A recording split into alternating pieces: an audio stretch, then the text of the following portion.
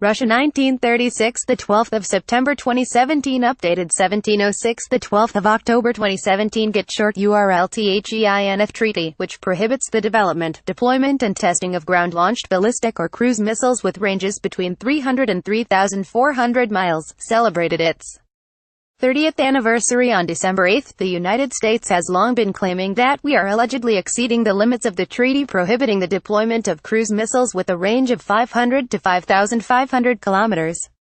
But there is an interesting pattern. Just as with the well-known statements about Russian meddling in the U.S. elections, no real evidence is provided. In other words, the accusations are absolutely unsubstantiated. They are not supported either by the technical characteristics of the launcher allegedly not meeting the treaty, nor by flight telemetry data. And it is understandable why, because it simply does not exist, Russian Deputy Foreign Minister Sergei Ryabkov said on Saturday. The Deputy Foreign Minister has explained that the U.S. growing anti-Russian campaign is an indicator of U.S. wish to withdraw from the Intermediate Range Nuclear Forces Treaty INF, with Washington appearing to be looking for a pretext and trying to create its own ideas for the introduction of new sanctions against Moscow, adding that the dissolution of the document would deal a hard blow to the global nuclear non-proliferation regime. Read more why INF treaty between U.S. Russia remains key to global security. So anti-Russian propaganda campaign in the context of the INF treaty looks increasingly like an attempt to project U.S. issues onto another entity.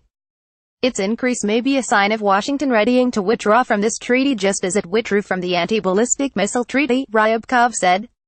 The high-ranking has yet again reiterated Moscow's commitment to the deal. On our side, we are committed to the treaty, always have rigorously implemented it and are ready to continue to do so.